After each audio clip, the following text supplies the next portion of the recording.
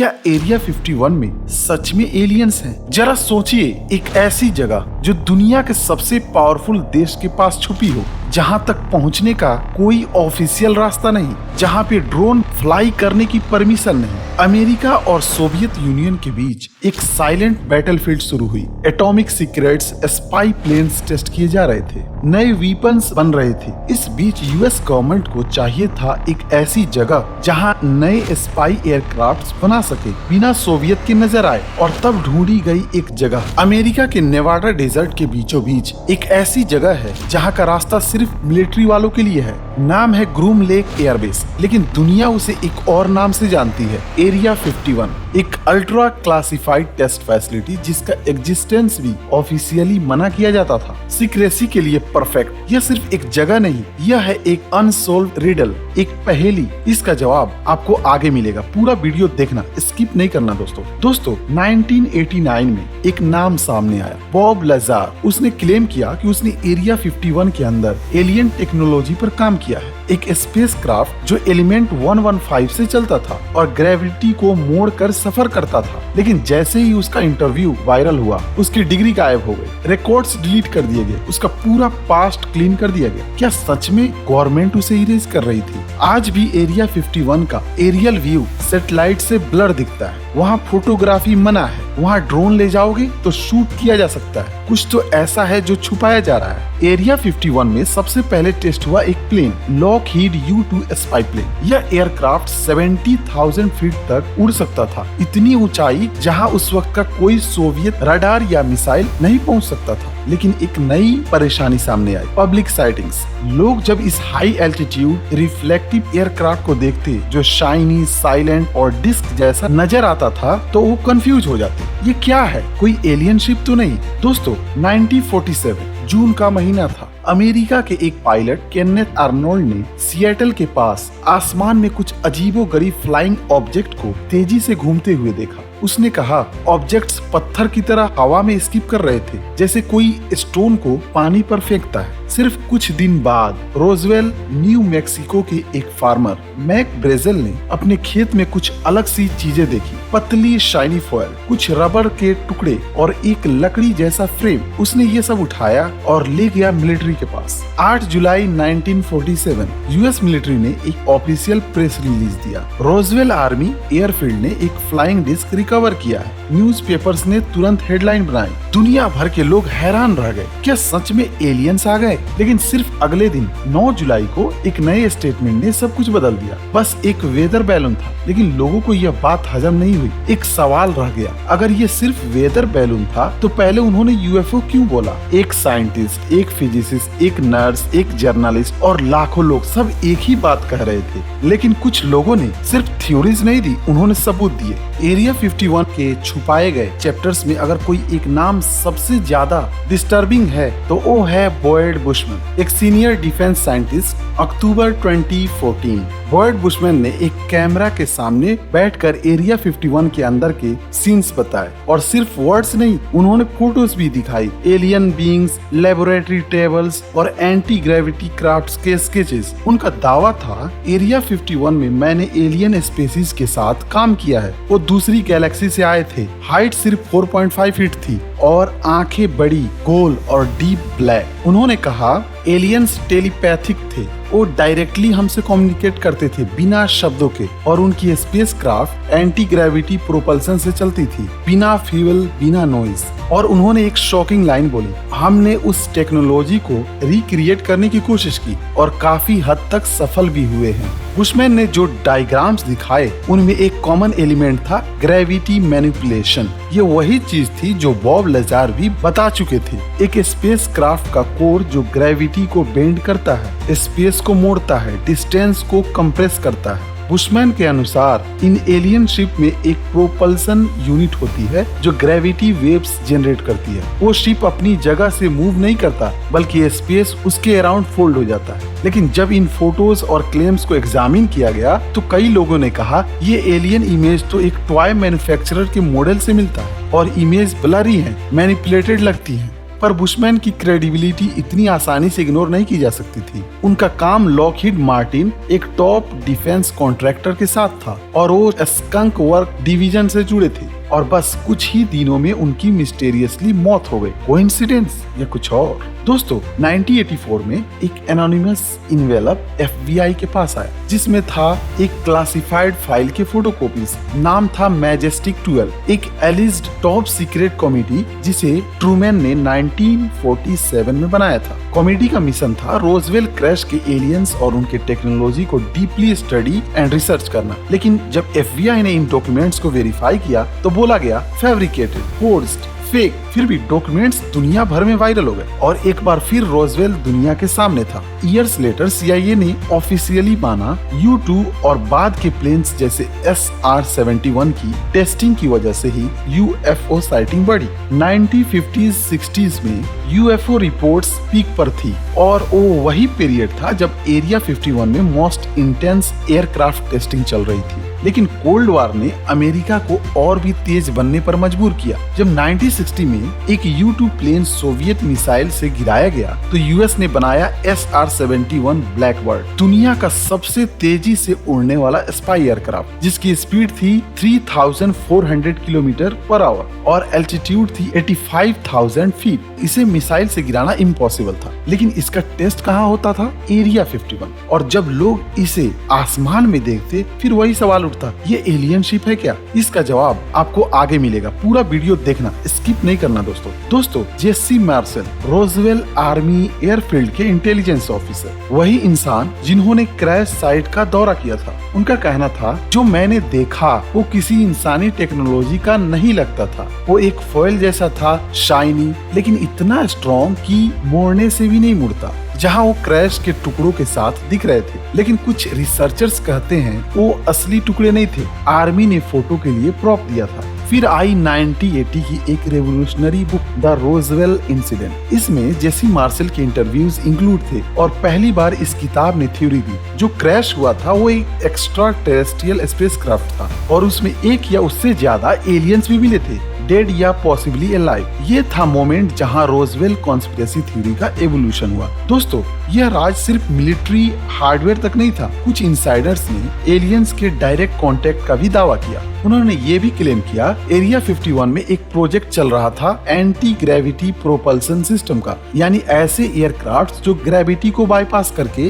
पल भर में एक जगह से दूसरी जगह ले जा सकते हैं, एग्जैक्टली जैसे हम UFOs को डिस्क्राइब करते हैं। लेकिन जब गवर्नमेंट से पूछा गया तो हमेशा एक ही जवाब, नो कमेंट प्लीज। तो अब तक हमने देखा एरिया 51 का ओरिजिन था एक कोल्ड वॉर के स्पाई प्रोजेक्ट से, लेकिन लोगों ने उसमें एलियंस देखना शुरू किया और सरकार ने उसे कवर के रूप में इस्तेमाल किया। लेकिन सवाल अब भी वही है, अगर सिर्फ प्लेन्स टेस्ट हो रहे थे तो सीक्रेसी इतनी ज्यादा क्यों है? एलियंस का सिर्फ नाम लेके डिस्ट्रैक्शन क्रिएट किया गया या सच में कुछ और है वहाँ? वीडियो स्किप ना करना दोस्तों, आगे और मिस्टीरियस रिवील होने वाला है। जब हम बात करेंगे बॉब लजार के शॉकिंग क्लेम्स, एलिमेंट्स 115 और स्टॉर्म एरिया 51 के पीछे छुपी साइक की, लास वेगास के एक local TV channel KLAS TV एक मिस्टीरियस इंसान अपने चेहरे को छुपाए एक इंटरव्यू देता है। नाम बताया गया डेनिस, और उस रात पूरी अमेरिका की पब्लिक ने पहली बार सुना, मैंने एरिया 51 के अंदर एलियन स्पेसक्राफ्ट देखे हैं। ये थे बॉब लजार। बॉब का कहना था कि उन्होंने एरिया 51 के एक और एक्सट्रीम रेस्ट्रिक्टेड फैसिलिटी में काम किया, S4 फैसिलिटी, एक अंडरग्राउंड लैब जो ग्रूम लेक से कुछ किलोमीटर दूर है। उनका दावा था वहाँ 9 एलियन स्पेसक्राफ्ट रखे गए हैं। मुझे उनमें से एक सॉसर टाइप क्राफ्ट के प्रोपल्सन सिस्टम को रिवर्स इंजीनियर करने का टास्क दिया गया था। बॉब ने कहा यह स्पेसक्राफ्ट एक ऐसे एलिमेंट से चलता था जो अर्थ पर एग्जिस्ट ही नहीं करता।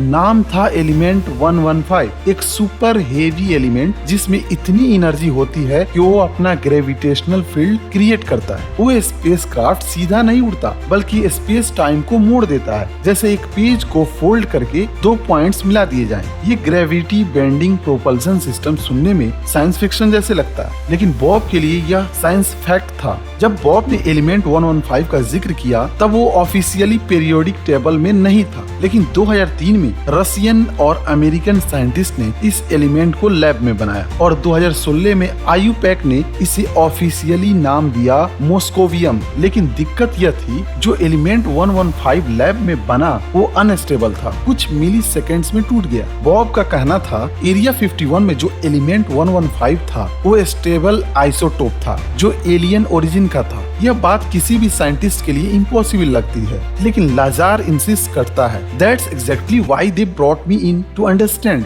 बॉब ने बोला, मैंने MIT और कैलटेक से फिजिक्स पढ़ी, मैंने लॉस अलामोस नेशनल लैब में काम किया, लेकिन जब जर्नलिस्ट ने इन्वेस्टिगेट किया MIT और कैलटेक दोनों ने बोला इस नाम का कोई स्टूडेंट या ग्रेजुएट कभी यहाँ रहा ही नहीं। लॉस अलामोस ने भी कहा हमारा एम्प्लॉय रिकॉर्ड में ये नाम नहीं है। तो क्या बॉब झूठ बोल रहा था? लेकिन एक न्यूज़पेपर कटिंग मिलती है जिसमें बॉब का नाम लिखा था as a scientist from Los Alamos, और लॉस अलामोस की एक ओल्ड डायरेक्टरी में भी उसका नाम था बॉब लाजार फिजिसिस्ट। तो फिर रिकॉर्ड्स क्यों मिसिंग थी? बॉब का कहना था मैं एक क्लासिफाइड मिलिट्री प्रोजेक्ट में था, इसलिए मेरा पास्ट इरेज कर दिया गया। लेकिन क्रिटिकल थिंकर्स कहते हैं अगर हर झूठा इंसान यह कहे कि मेरा सब कुछ गवर्नमेंट ने डिलीट कर दिया तो कैसे प्रूफ होगा? जून 2019 बॉब लाजार ने जो रोगन के पॉडकास्ट में फिर से अपने क्लेम्स रिपीट किए और इस बार पूरी दुनिया सुन रही थी। पॉडकास्ट वायरल हो गया, एक नया UFO फीवर चढ़ गया और तब एक मजाक ने इंटरनेट का रुख बदल दिया। एक कॉलेज स्टूडेंट मैटी रॉबर्ट्स जिसने फेसबुक पर इवेंट बनाया storm area they can't stop all of us, वो एक जोक था, लेकिन इंटरनेट ने इसे रेवोल्यूशन बना दिया। 20 मिलियन लोगों ने पोस्ट देखा और लाखों ने गोइंग पे क्लिक किया। US गवर्नमेंट का रिएक्शन शॉकिंग था। मिलिट्री ने प्रेस रिलीज दिया अगर कोई एरिया 51 में घुसने की कोशिश करेगा तो कंसेक्वेंसेस सेवियर होंगे। FBI ने मैटी रॉबर्ट्स के घर तक पहुंच बनाई। वो मीडिया में बोला मैं तो मजाक कर रहा था भाई, मुझे क्या पता था दुनिया पागल हो जाएगी, अब तो मैं खुद भी नहीं जा रहा। थाउजेंड्स लोग आए नेवाडा डेजर्ट में, कुछ एलियन सूट्स में थे, कुछ स्पेस हेलमेट्स में। सबका मकसद एरिया 51 के अंदर जाके देखना एलियन सच में है या नहीं। थाउजेंड्स लोग आए, टेंट्स लगाए, डेजर्ट में पार्टी की, पुलिस बुलाई गई, इतनी की पार्टिसिपेंट से ज्यादा पुलिस आ गई। लेकिन एरिया 51 के अंदर किसी ने घुसने की हिम्मत नहीं की, सब पीसफुली पार्टी की और चले गए। पुलिस का एक्सपेंस $300,000 लगा और लोगों का मैसेज सिंपल था, हमें पता है अंदर कुछ है पर अब सरकार को हमें इग्नोर नहीं करना चाहिए। लेकिन सवाल ये नहीं कि कितने लोग आए या गए, सवाल है क्या एलियन सिर्फ एक डिस्ट्रैक्शन है? क्या एरिया 51 एक high tech military test zone है जिसको एलियन कवर अप का मास्क पहना दिया गया? कई रिसर्चर्स का कहना है जब भी एक न्यू सीक्रेट एयरक्राफ्ट टेस्ट होता है UFO साइटिंग्स बढ़ जाती है। रोजवेल के वक्त U2, 1960s में SR-71 और आज भी drones, black projects, hypersonic jets. तो क्या एलियन सिर्फ पब्लिक इमेजिनेशन है या एक रियल फेस जिसे सरकार दुनिया से छुपा रही है? बुशमैन के क्लेम्स के बाद एक और इंजीनियर सामने आया, बिल ओहोस। उनका दावा था मैंने एरिया 51 के S4 साइट में काम किया है, वहाँ एलियन शिप्स के रिवर्स इंजीनियरिंग प्रोजेक्ट्स चलते हैं और मैं एक एलियन के डायरेक्ट कांटेक्ट में था जिसका नाम था जे-रॉड। बिल के मुताबिक जे-रॉड एक टेलीपैथिक एलियन पायलट था जो ह्यूमंस के साथ काम करता था और स्पेसक्राफ्ट फंक्शनिंग एक्सप्लेन करता था। वो समझाने की कोशिश कर रहा था कि हम इंसान उसकी टेक्नोलॉजी को कैसे डिकोड करते हैं। यह क्लेम बॉब लाजार के क्लेम से काफी मिलता जुलता था। S4 site, circular crafts, gravity amplifier. लेकिन सबसे बड़ा सवाल अब भी वही था, क्या इनमें से कुछ भी प्रूव हो सकता है? 1994 में US गवर्नमेंट ने रोजवेल क्रैश पर एक नई इन्वेस्टिगेशन का रिपोर्ट रिलीज किया। रिपोर्ट का नाम था the Roswell report, fact versus fiction in the New Mexico desert. उसमें लिखा गया जो 1947 में क्रैश हुआ था वो एक प्रोजेक्ट मोगुल का बैलून था। उसका मकसद था सोवियत न्यूक्लियर टेस्ट डिटेक्ट करना और जो लोगों ने एलियन बॉडीज देखी थी उनके मुताबिक वो मैनिक्विन्स थे जो हाई एल्टीट्यूड पैराशूट टेस्ट में यूज किए जा रहे थे। लेकिन क्रिटिक्स ने काउंटर किया, मैनिक्विन्स 4 फीट के थे, बड़ी आंखों वाले, और उन्हें 3-4 डेज तक सीक्रेट लोकेशन पर ले जाया गया। और पब्लिक को क्यों इमीडिएटली बोला गया कि फ्लाइंग डिस्क मिली है। आज भी एरिया 51 का एग्जिस्टेंस तो एक्सेप्ट किया जाता है, लेकिन अंदर क्या होता है वो क्लासिफाइड है। आज भी वहाँ hypersonic aircrafts, advanced drone technology, directed energy weapons और शायद बायोलॉजिकल टेस्टिंग ये सब हो सकता है। लेकिन एलियन थ्योरी वो एक ऐसी चादर है जो हर चीज को ढक देती है। साइकोलॉजिस्ट कहते हैं जितनी सीक्रेसी होती है उतना ही इंसान क्यूरियस होता है। जब गवर्नमेंट कुछ नहीं बोलती तो पब्लिक अपना नैरेटिव बना लेती है, और एरिया 51 के केस में ऐसा ही हुआ। गवर्नमेंट साइलेंस थी, बॉयड बुशमैन की मिस्टीरियस मौत, बिल ओहस का एलियन कॉन्टैक्ट और बॉब लजार का इरेज्ड आइडेंटिटी, ये सब कोइंसिडेंस हो सकते हैं या फिर एक केयरफुली क्राफ्टेड सप्रेशन मैकेनिज्म। एक थ्योरी ये भी है एलियन का कॉन्सेप्ट एक इंटेंशनल डिस्ट्रैक्शन हो सकता है ताकि वर्ल्ड मिलिट्री प्रोजेक्ट की रियल पावर पे फोकस न करे। टेक्नोलॉजी इतनी आगे बढ़ चुकी है कि एलियन भी अब रियल लगने लगे हैं, लेकिन अब वक्त है सवाल का साफ और सीधा जवाब देने का। Let's separate fiction from fact. US government ने 2013 में ही ऑफिशियली एक्नॉलेज किया क्रूम लेक में एक मिलिट्री टेस्ट साइट है जिसका नाम एरिया 51 है। इस जगह पर एडवांस्ड एयरक्राफ्ट टेस्ट किए गए हैं, जैसे 1955 में U-2 स्पाई प्लेन, 1960 में SR-71 ब्लैकबर्ड, मॉडर्न डे में हाइपरसोनिक वीपन्स और अनमैन्ड एरियल व्हीकल्स। जब गवर्नमेंट ने डेलिबरेटली यूएफओ थ्योरीज डिनाई भी नहीं किया और एक्सेप्ट भी नहीं किया, तब उन्हें एक परफेक्ट डिस्ट्रैक्शन मिल गया। जब पब्लिक एलियंस पे ध्यान देगी तो कोई एक्चुअल टेक्नोलॉजी के पीछे नहीं आएगा। CIA के क्लासिफाइड मेमोस ने कंफर्म किया public UFO reports were used to cover up flight paths of U-2 and other spy planes। यह एक साइकोलॉजिकल शील्ड था, alien fascination, national security shield. अब आता है सबसे इम्पोर्टेंट सवाल, क्या एरिया 51 में एलियंस हैं? Let's review the claims.